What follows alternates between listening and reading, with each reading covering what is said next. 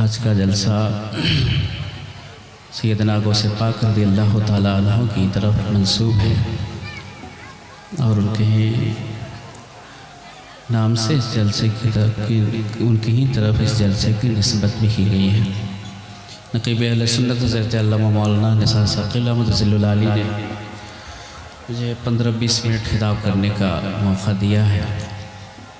چند باتیں میں عرض کروں گا، اس سے بیشتر ایک مرتبہ ہم اور آپ مل کر ایک مرتبہ درود پاک پڑھیں۔ اللہم صلی علی سیدنا و شفیعنا مولانا محمد بارک وسلم، صلاۃ و سلام علیہ یا رسول اللہ صلی اللہ تعالیٰ علیہ وسلم۔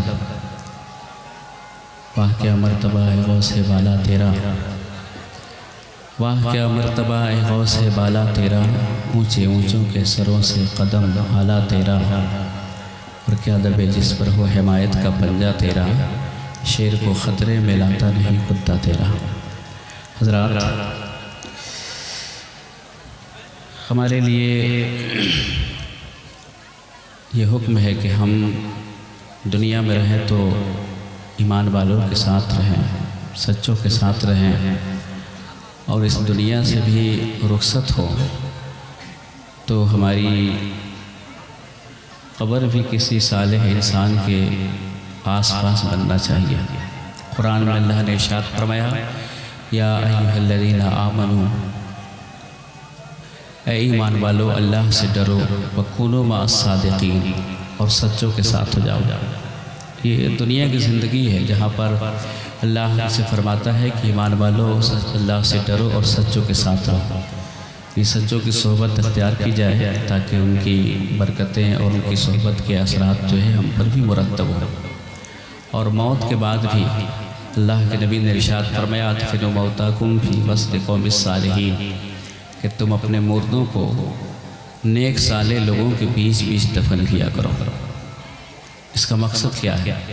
نیک صالح لوگوں کے بیچ جب ہم اپنے مردوں کو دفن کریں گے تو ان پر جو اللہ کا خاص کرم ہوگا اس کے کچھ اثرات ان پر بھی مرتب ہوں گے۔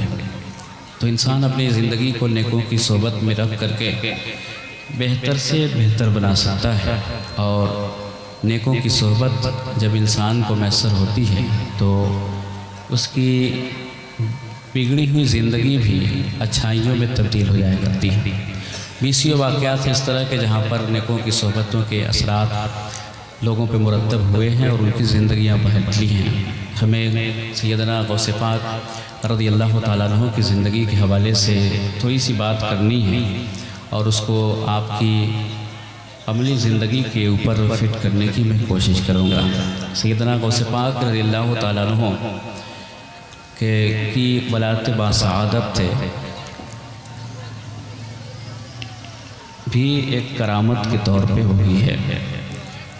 آپ کی والدہ محترمہ کی عمر 60 سال کی تھی تو آپ کی ولادت باسعادت ہوئی، اور بچپنے سے ہی آپ نے علم کے حصول کی خاطر بہت ساری کوششیں کی، اور غوث پاک رضی اللہ تعالیٰ عنہ کی زندگی کا یہ پہلو ہمارے سامنے ہونا چاہیے، چونکہ یہ ایک مدرسے کی طرف سے جلسہ ہے اور اس میں دستار بندی بھی ہونی ہے، تو میں نے غوث پاک کی اس علم والی جو زندگی ہے اسی کو اٹھانے کی کوشش کی ہے تاکہ ہمارے اور بھی دوسرے لوگ ہیں ان کو بھی کچھ اس سے عبرت حاصل ہو سکے۔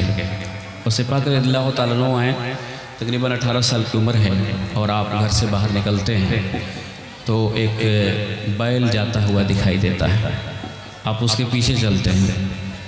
کچھ دور چلنے کے بعد اس بیل نے کہا غوث پاک کی طرف مخاطب ہو کر، ما خلقت لہذا، کہ عبد القادر آپ اس کام کے لیے پیدا نہیں کیے گئے ہیں اور نہیں آپ کو اس کام کا حکم دیا گیا ہے، یعنی آپ مجھ بیل کے پیچھے جو چل رہے ہیں تو آپ کو اس لیے نہیں پیدا کیا گیا ہے کہ کسی بیل کے پیچھے آپ چلیں، یا اس کام کا حکم بھی نہیں دیا گیا ہے کہ آپ کسی بیل کے پیچھے چلیں۔ مطلب کیا ہے کہ آپ کسی بیل کے پیچھے چلنے والے نہیں، بلکہ آپ قائد ہوں گے۔ اللہ نے آپ کو اس لیے پیدا کیا ہے کہ آپ کی قیادت ہو اور اس کی اتباع میں بہت سارے لوگ چلیں۔ آپ سے آپ کی زندگی، آپ سے منسلک ہو کر بہتوں کی زندگی بدلنے والی ہے۔ غوث پاک رضی اللہ تعالیٰ عنہ کو اس اس کو کے اوپر اس واقعہ کا بہت بڑا اثر ہوا۔ آپ اپنی والدہ کی خدمت میں حاضر ہوئے اور آپ نے علم حاصل کرنے کے لیے اجازت طلب کی۔ اب ذرا اپنے ذہن کو قریب کیجئے، آپ کی جب ولادت ہوئی تو آپ کی والدہ کی عمر 60 سال کی تھی، اور 18 سال کی عمر جب ہوئی تو آپ نے علم زیادہ حاصل کرنے کے لیے اجازت طلب کیا۔ تو گویا ماں کی عمر جو ہے 78 سال کی ہے اور غوث پاک کی عمر جو ہے 18 سال کی۔ 78 سال کی عمر میں غوث پاک کی والدہ نے اپنے بیٹے عبدالقادر جیلانی کو علم حاصل کرنے کے لیے جو انہوں نے اجازت طلب کی تھی اس کی اجازت عطا فرمائی۔ اور آج کا وہ زمانہ نہیں تھا، وہ زمانہ آج تو ہمارے وہاں کوئی بچہ چاہے مہینہ 2 مہینہ کے لیے بھی جائے کہیں پر تو یہ کوئی مشکل کام نہیں اس کے لیے، ویڈیو کالنگ ہے یا موبائل کا زمانہ ہے تو کسی طرح سے خبر خیریت سارا کچھ جو ہے سب چیزیں اس سے معلوم ہوتی ہیں۔ لیکن وہ اس دور کے اعتبار سے سوچیے، اور وہ بھی غوث پاک کے والد محترم کا انتقال تو پہلے ہو چکا تھا، تو پھر ایسی صورتوں میں ایک 78 سال کی عورت اور اس کی زندگی میں ایک اس کا بیٹا 18 سال کا، اس عمر میں کیا کوئی عورت چاہے گی کہ میرا بیٹا میری نگاہوں سے الگ ہو جائے؟ آج ہم لوگ مدرسے سے جڑے ہوئے ہیں، مولانا نثار صاحب بھی مدرسہ چلاتے ہیں، بہت سے علماء ہیں جو یہاں پہ مدرسہ چلاتے ہیں۔ ان کے وہاں جب بچے آتے ہیں قربانی کی چھٹی میں، محرم کی ابھی چھٹی ہونے والی نہیں ہوتی ہے کہ پھر گھر سے فون آنا شروع ہو جاتا ہے، ذرا بچے کو دیکھنے کی طبیعت چاہتی ہے اس سے بھیج دیجیے۔ آج کی ماؤں کا یہ معاملہ ہے کہ اپنے بچوں کو اتنے دیر تک کے لیے وہ اپنے سے الگ نہیں کرنا چاہتی ہیں، مگر وہ غوث پاک کی والدہ ہیں، 78 سال کی عمر ہے، اور حضرت غوث پاک رضی اللہ تعالیٰ عنہ ہیں کہ اس عمر میں اپنی ماں سے علم کے حصول کی خاطر اجازت طلب کر رہے ہیں۔ لیکن ماں کے سامنے سب سے بڑا مسئلہ کیا تھا؟ سب سے بڑا معاملہ یہ تھا ماں کے سامنے کہ غوث پاک رضی اللہ تعالیٰ عنہ جس چیز کے لیے اجازت طلب کر رہے تھے، جس علم کے حصول کے لیے، وہ علم کا حصول اتنا عظیم مقصد تھا کہ حضرت غوث پاک کی والدہ نے اپنے بڑھاپے کے معاملات کے بارے میں نہیں سوچا کہ میرے ساتھ کیا ہونے والا ہے، میرا سہارا کون بننے والا ہے، بلکہ غوث پاک نے جس اہم مقصد کے لیے اجازت طلب کی، اس اہم مقصد کو مد نظر رکھتے ہوئے آپ نے ان کو اجازت عطا فرما دیا۔ اور وہ بھی بغداد جا کر علم حاصل کرنا اس زمانے میں مسئلہ مشہور تھا۔ اس زمانے میں یہ مسئلہ مشہور تھا کہ قارون بھی اگر بغداد میں آتا تو اس کے لیے زکوٰۃ کھانا حلال ہو جاتا، اتنا مہنگا وہ شہر تھا جہاں پر علم کا حاصل کرنا غوث پاک رضی اللہ تعالیٰ عنہ کے لیے کتنا مشکل مسئلہ تھا آپ سمجھ سکتے ہیں۔ مگر آپ نے اجازت عطا فرمائی، مگر جب اجازت عطا فرمائی آپ کی والدہ نے تو 2 باتیں سامنے ہیں۔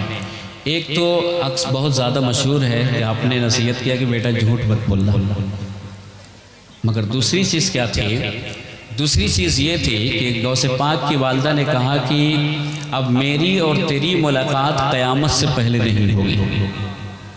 آج کی ماں جانتی ہے کہ میرا بیٹا عید بعد گیا ہے تو قربانی کی چھٹی میں ضرور آ جائے گا، اگر قربانی بعد گیا تو محرم کی چھٹی میں ضرور آ جائے گا، اس کے بعد پھر فون ہے، سارا کچھ ہے، ذرا سا وقفہ ہوا تو پھر دیکھنے کی طبیعت چاہتی ہے تو کسی نہ کسی بہانے سے آج کی ماں بلا لیا کرتی ہے۔ مگر غوث پاک رضی اللہ تعالیٰ عنہ کی والدہ کو معلوم ہے میرا بیٹا جائے گا، میری موت تو ہو جائے گی لیکن اس سے پہلے اس کی واپسی نہیں ہو سکتی، مگر اس کے باوجود بھی آپ نے اجازت عطا فرمائی۔ کیوں؟ اس لیے کہ علم دین کا حصول ان کے لیے ایک عظیم مقصد تھا، اور اس مقصد کی تکمیل کی خاطر آپ نے اپنے بیٹے عبدالقادر جیلانی کو اپنی طرف سے اجازت عطا فرما دی تھی۔ آج کی مائیں اتنی بڑی قربانی دینے کے لیے تیار نہیں ہیں، آج کی مائیں اتنی بڑی قربانی دینے کے لیے تیار نہیں ہیں۔ آپ تشریف لے گئے بغداد میں، مگر غوث پاک نے علم کی خاطر کتنی مشقتیں برداشت کی، اس کا آپ کو اندازہ نہیں ہوگا۔ ہمارے وہاں عام طور پہ کسی اللہ کے ولی کے تعلق سے کوئی خطاب ہوتا ہے تو لوگ اس بات کے خواہش مند ہوتے ہیں کہ کرامتیں زیادہ سے زیادہ بیان کی جائیں، کرامت خوب آنا چاہیے، کرامت جتنا بیان کر دیجیے، مردے جلا دیے، یہ کیے وہ کیے، اس پہ نعرے بھی لگیں گے سب کچھ، مگر میں کہتا ہوں کہ مجموعی طور پر کرامتوں سے کے بیان سے آپ کو تو کوئی فائدہ حاصل نہیں ہوتا ہے۔ کرامت کے بیان سے صاحب کرامت کا عظمت کا اظہار ہوتا ہے، لیکن اس سے آپ کو کیا فائدہ ہوتا ہے؟ آپ کو فائدہ اس وقت حاصل ہوگا جب اس کرامت کا صدور ان سے کیوں ہوا، کیوں اس طرح کی کرامت ظاہر ہوئی، اس پہ جب غور کریں گے، ان کی عملی زندگی کو جب دیکھیں گے، تب جا کر کے آپ کو اس سے فائدہ حاصل ہوگا۔ مثلا اگر میں یہ بیان کروں غوث پاک نے جو ہے مردے جلا ڈالے، تو غوث پاک نے مردہ جلایا، تو پھر آپ کو اس بات کو سننے سے آپ کو کیا ملا؟ غوث پاک نے مردہ جلایا تو ان کی عظمت ظاہر ہو گئی، لیکن آپ کو اس سے کیا ملا؟ آپ کو اس وقت اس سے فائدہ ہوگا جب یہ سوچیں گے کہ آخر وہ کون سی خوبی تھی، وہ کون سا کمال تھا، وہ کون سی عبادت تھی جس بنیاد پہ اللہ نے غوث پاک کو اس مقام تک پہنچایا کہ انہوں نے قم باذن اللہ کہا تو پھر مردہ زندہ ہو گیا۔ جب یہ چیز آپ اپنے اندر لانے کی کوشش کریں گے تو پھر اس سے آپ کو فائدہ ہوگا، ورنہ پھر کرامتیں سنتے رہیں گے، کرامتیں سنتے رہیں گے۔ کرامتوں سے صاحب کرامت کی عظمت تو ظاہر ہوتی ہے، مگر سننے والے کو اس وقت اس سے فائدہ ہوگا جب اس کو سن کر کے اس پہ غور کرے یا اس چیز کو اپنے اندر اتارنے کی کوشش کرے انسان۔ تو عام طور پہ جس بھی اللہ کے ولی کی عظمت کے حوالے سے گفتگو ہوتی ہے تو لوگوں کی خواہش ہوتی ہے کہ کرامتیں زیادہ ہو تو پھر سب کچھ اچھا لگتا ہے، لیکن غوث پاک رضی اللہ تعالیٰ عنہ کے علم کے حصول کی خاطر جو ان کی محنت تھی، مشقت تھی، جتنی مشقتیں انہوں نے برداشت کی، آج ہم لوگ شاید اس مشقتوں کے تھوڑا حصہ بھی اپنے اوپر لاگو کرنے کی کوشش نہیں کرتے۔ مثلا غوث پاک جو ہے بغداد تشریف لے گئے، آپ کے پاس مختصر تھا، آپ نے ماں نے آپ کو خرچ دیا تھا، وہ تو بالکل مختصر لمحے میں خرچ ہو گیا۔ غوث پاک کا نہ کوئی جاننے والا تھا، نہ کوئی پہچاننے والا تھا، اور نہ ہی کوئی وہاں پہ آج کے اعتبار سے کوئی ایسی سہولت تھی جس کے ذریعے سے آپ تک پیسے پہنچائے جا سکتے تھے۔ تو پھر غوث پاک کے پاس جتنا پیسہ تھا جو آپ کی ماں نے دی تھی وہ تو چند دنوں میں خرچ ہو گئے۔ اس کے بعد غوث پاک نے بھوک کی مشقتوں کو برداشت کرنا شروع کیا۔ کتنی مشقتیں برداشت کی غوث پاک نے۔ آج ہمارے وہاں کیا ہوتا ہے؟ ہمارے وہاں آپ کا بچہ چاہے اسکول میں پڑھتا ہو یا کسی سے بھی پڑھتا ہو، وہ کسی ہاسٹل میں پڑھتا ہو، اس کے پاس پیسے ختم ہو جائیں، ابھی 5 دن 7 دن کھانے کے لیے باقی ہے، تو پھر فون کرتا ہے کہ آپ جلدی پیسہ بھیجیے، آپ نہیں بھیجیں گے 2 دن کے بعد میں گھر واپس آ جاؤں گا۔ دونوں طبقے کی بات میں کر رہا ہوں، مدارس میں پڑھنے والے بچے بھی ہیں اور اسکول میں پڑھنے والے بچے بھی۔ وہ علم کی خاطر اتنی مشقتوں کو برداشت کرنے کے لیے تیار نہیں ہے جتنی مشقتوں کو غوث پاک رضی اللہ تعالیٰ عنہ نے علم کے حصول کی خاطر برداشت کیا۔ ایک وقت آتا ہے غوث پاک کے اوپر کہ تقریباً 20 دن کا عرصہ گزر جاتا ہے، کھانے کے لیے کچھ نہیں ملا۔ 20 دن، 1 دن 2 دن نہیں، یا تو صبح کو ناشتہ کیا، دوپہر کو کھانا نہیں کھایا، تو شام کو شاید فون کر دے گا کہ پیسہ نہیں تھا اس لیے میں نے دوپہر کا کھانا نہیں کھایا۔ یہ سارا کچھ آج ہو جاتا ہے۔ آج مشقت ان کو برداشت کرنے کے لیے صلاحیت نہیں ہے کہ وہ علم کو حاصل کرنا چاہتے ہیں، تو چلو اس راستے میں تکلیفیں بھی آئیں گی، پریشانیاں بھی آئیں گی، لیکن ہم جس مقصد کے لیے آج نکلے ہیں وہ مقصد تو بڑا عظیم ہے۔ ایک عربی کا شعر ہے، بے قدر قد تکسب المعالی من طلب العلا سحر اللیالی۔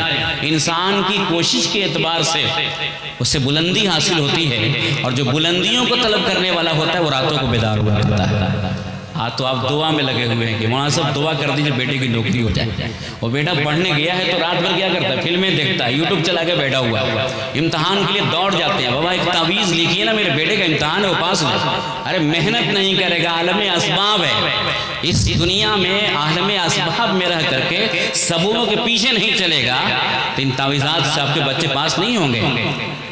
ایسے پھوک کرارنے سے، دم کرارنے سے صرف بچے پاس نہیں ہوں گے، انہیں محنت کرنی ہوگی، مشقت کرنی ہوگی، راتوں کو بیدار رہنا پڑھنا پڑے گا، تب جا کر کے ان کے اندر علم آئے گا، چاہے دین کا علم سیکھیں یا دنیا کا علم سیکھیں۔ 20 دن کا عرصہ گزرا ہے، 1 دن 2 دن کا یہ عرصہ گزرا ہے۔ غوث پاک کہتے ہیں کہ 20 دن کا عرصہ گزر گیا، مجھے کھانے کے لیے کچھ نہیں میسر ہو سکا، تو پھر میں چلا آبادی سے باہر کہ چلتے ہیں، کسرہ کڈرات میں دیکھتے ہیں وہاں کوئی چیز ہوگی حلال تو اس کو میں اڑاؤں گا اور اسے کھا کر کے جو ہے اپنی بھوک کو بجھا لوں گا۔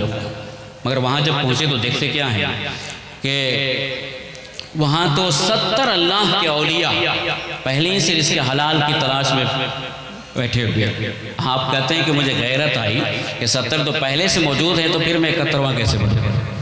آپ پلٹ کر پھر شہر واپس آتے ہیں۔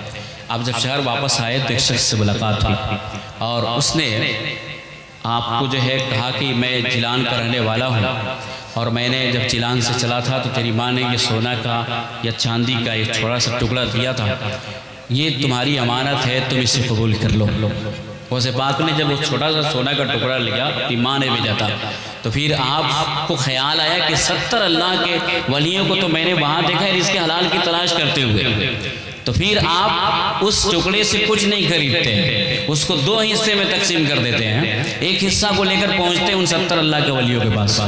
تو ان لوگوں نے پوچھا کہ یہ کیا ہے؟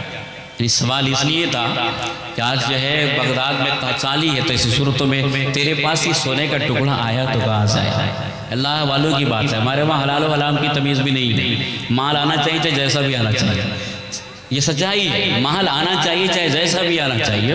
ہم پوچھنا بھی گوارا نہیں کرتے کہ یہ حلال والا ہے یا پھر حرام والا ہے، یہ جو آ رہا ہے یہ کس طور پہ آ رہا ہے کس طور پہ نہیں آ رہا ہے، مگر وہ سب اللہ کے نیک بندے تھے تو پوچھا کہ یہ کیا ہے؟ سوال کا مقصد یہ تھا کہ مکے بغداد میں قحطی یہ تیسی صورتوں میں تیرے پاس یہ سونا کا ٹکڑا آیا تو کہاں سے آیا؟ آپ نے فرمایا کہ میری ماں نے جیلان سے بھیجا ہے، میری ماں نے جیلان سے بھیجا ہے، جب اتنا سنا ان لوگوں نے تو اسے قبول کر لیا۔ اب یہ آدھا ٹکڑا جو بچا ہے، اس آدھے ٹکڑا کو لے کر کے حضرت عبد القادر جیلانی رضی اللہ تعالیٰ عنہ جو ہے اب شہر کے اندر آتے ہیں اور اس سے جو ہے کھانا خریدتے ہیں۔ کھانا خریدنے کے بعد آپ کھانا رکھ دیتے ہیں اور آواز دیتے ہیں، اے اللہ کے بندو آؤ، عبد القادر نے تیرے لیے کھانے کا انتظام کروایا ہے۔ فرماتے ہیں کہ شام آتے آتے نہ میرے پاس سونا کا وہ ٹکڑا تھا نہ کھانے کا وہ حصہ تھا جو میں نے خرید رکھا تھا، میں نے وہ سونے کا آدھا ٹکڑا ان اللہ کے والوں پہ خرچ کر دیا اور آدھا جو بچا تھا میں نے کھانا خرید کر کے اللہ کے بندوں کو کھلا دیا۔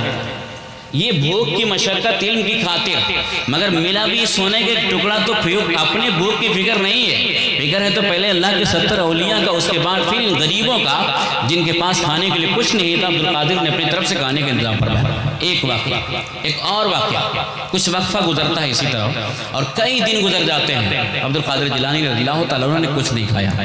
بھوک کی شدت جب تڑپانے لگی تو پاس میں ایک مسجد تھی، آپ اس مسجد کے اندر داخل ہو گئے اور داخل ہوئے تو کونے میں جا کر بیٹھ گئے اور فرماتے ہیں انی انتظر الموت، بہت کی شدت کی وجہ سے کہتے ہیں میں موت کا انتظار کرنے لگا، اتنی بھوک کی شدت تھی، کہتے ہیں کہ میں موت کا انتظار کرنے لگا۔ اتنے میں ایک نوجوان آتا ہے، ایک کونے میں بیٹھ جاتا ہے اور وہ اپنے تھیلے کو کھولتا ہے، اس سے گوشت اور بھنا ہوا گوشت نکالتا ہے اور روٹی نکالتا ہے، کھانا شروع کر دیتا ہے۔ اب عبد القادر جیلانی کو بھوک کتنی لگی تھی؟ آپ فرماتے ہیں کہ جب وہ روٹی کا لقمہ اپنے منہ کے اندر ڈالتا میرا منہ خود بخود کھل جایا کرتا تھا، اتنی بھوک کی شدت تھی۔ کبھی آپ سوچئے اس طور پر کہ آپ کو بھی کبھی کچھ تھوڑی سی بھوک لگتی ہے، کھانے کے لیے کچھ نہیں ہوتا ہے، پڑوس میں کچھ کھا رہا ہوتا ہے تو پھر دل میں یہ بات آتی ہے یا اس طرح کے خیالات آتے ہیں، مگر آپ کہتے ہیں کہ لقمہ وہ اپنے منہ میں ڈالتا تھا، میرا منہ کھل جایا کرتا تھا، میں نے نفس کو ڈانٹا، اے نفس بے حیا مت بن، صبر کر۔ فرماتے ہیں میں نے نفس کو ڈانٹا ہے، نفس بے حیا مت بن، صبر کر۔ میں نے جو ڈانٹا نفس کو تو پھر یہ نفس جو آہ کراہ رہا تھا بھوک کی شدت کی وجہ سے، یا یہ جو صورت ہمارے اوپر پیدا ہوئی تھی، اس صورت سے جو ہے اسے نجات مل گئی، مگر اس کی اچانک نظر ان کی طرف گئی تو فرمایا، اس نے اشارہ کیا، آپ اس کے قریب گئے، کہا بسم اللہ، یعنی اللہ کا نام لو، شروع ہو جاؤ۔ آپ نے انکار کر دیا، اس نے اصرار کیا، آپ نے انکار کیا۔ جب کئی مرتبہ اس نے کہا تو پھر آپ فرماتے ہیں کہ میں نے جو ہے اس میں شرکت کر لی کھانے میں۔ اب جب کھانے میں آپ نے شرکت کیا تو اس نے کہا کہ کیا تم جانتے ہو جیلان کا رہنے والا عبد القادر جو 18 سال کی عمر میں جیلان سے آیا تھا علم حاصل کرنے کے لیے؟ تو آپ نے فرمایا کہ جس عبد القادر کی بات کرتے وہ عبد القادر تو میں ہی ہوں، وہ عبد القادر تو میں ہی ہوں۔ جب اتنا کہا اس نے تو پھر اس نے جو ہے غوث پاک نے جب یہ کہا کہ وہ عبد القادر تو میں ہی ہوں، میں ہی 18 سال کی عمر میں آیا تھا، تو جانتے ہیں اس نے کیا کیا؟ اس نے ہاتھ پکڑ لیا اور کہا کہ آپ مجھے معاف کر دیجئے، آپ مجھے معاف کر دیجئے۔ آپ نے فرمایا کہ معافی، کھانا تم نے کھلایا اور پھر معافی تم مجھ سے مانگتے ہو، وجہ کیا ہے؟ کہا کہ جب میں جیلان سے چلا تھا تو آپ کی ماں نے 8 درہم مجھے دی تھی آپ کو دینے کے لیے، میں آپ کو تلاش کرتا رہا مگر کسی نے آپ کا پتہ نہیں بتایا۔ آج میں تیسرا دن بھوک کی مشقت کو برداشت کر رہا ہوں، میں اس منزل پہ پہنچ گیا ہوں بھوک کو برداشت کرتے کرتے جہاں شریعت نے جو ہے مردار کھا کر بھی اپنی بھوک کو بجھانے کی اجازت فرمائی ہے، تو میں نے آپ کے ہی درہم سے یہ کھانا خرید لیا ہے، یہ درہم اب یہ کھانا آپ کا ہے، اب آپ میں میزبان ہے اور میں آپ کا مہمان ہوں۔ اچھا اس نے پہچانا کیوں نہیں؟ کسی نے بتایا کیوں نہیں؟ ہاں تو ہم لوگوں بھی حیثیت کچھ اور ہے، تھوڑا سا ہمارے پاس کچھ ہوا تو لباس ایسا سارا کچھ ایسا چلنے لگے، آگے پیچھے نعرہ نہیں لگا تو پھر ہم بھی دوسرا کہ بھئی لوگ تو ہماری قدر نہیں کر پائے، مگر اتنی بڑی عظیم شخصیت کسی نے پہچانا کیوں نہیں بتایا اسے؟ اس لیے کہ غوث پاک جب تک مدرسے کے اندر ہوتے تعلیم حاصل کرتے اور اس کے بعد جب فارغ ہوتے تو پھر لوگوں کے بیچ نہیں ہوتے بلکہ وہ جنگلوں کی طرف ہوا کرتے تھے، عمارتیں کرتے تھے، ریاستیں کرتے تھے، رب کی تسبیح و تحلیل میں لگا ہوا کرتے تھے، پڑھے ہوئے اسباق کا اعادہ کرتے ہوئے نظر آتے تھے۔ اس لیے لوگوں نے پہچان نہیں سکا کہ یہ عبد القادر وہی ہے جو جیلان سے آیا تھا، اس لیے کسی نے صحیح طور پر اس نوجوان کو آپ کا پتہ بتایا نہیں۔ تو پھر اس نے کہا کہ میں آپ کا مہمان ہوں، یہ کھانا آپ کا ہے اور آپ جو ہے میزبان ہے، میں آپ کا مہمان ہوں۔ پھر آپ نے فرمایا کہ اس سے کھاؤ، آپ نے اسے کھانے کی اجازت فرمائی۔ یہ دو واقعات ہوئے، میں اپنے ذہن کو ذرا قریب کیجئے۔ غوث پاک رضی اللہ تعالیٰ عنہ نے جو اتنی زیادہ بھوک کی شدت کو برداشت کیا، کس کام کے لیے؟ علم دین کے حصول کی خاطر، علم حاصل کرنے کی خاطر۔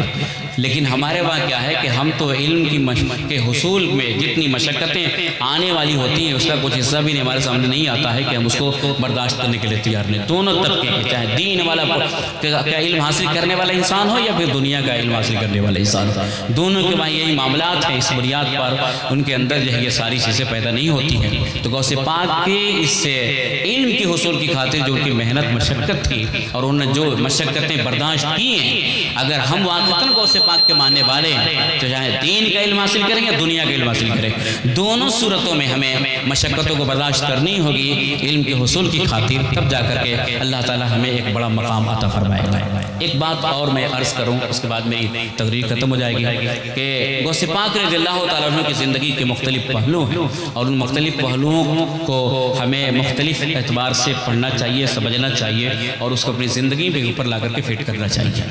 مثلا غوث پاک رضی اللہ تعالیٰ عنہ کے اندر ایک چیز تھی کہ وہ غریبوں سے بے حد محبت کیا کرتے تھے، غریبوں سے بے حد محبت کرتے تھے۔ تو آپ کے وہاں تحفہ تحائف آتے تو پھر وہ اسے تقسیم بھی کر دیا کرتے تھے۔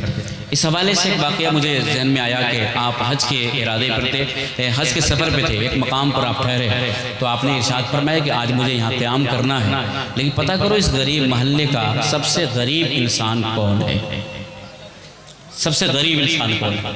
تو آپ معلوم کیا گیا آپ کے حکم سے تو ایک غریب انسان ملا جس کے پاس ایک اس کی بیٹی تھی اور ایک وہ تھا اور ایک چھوٹا سا اس کا مکان تھا۔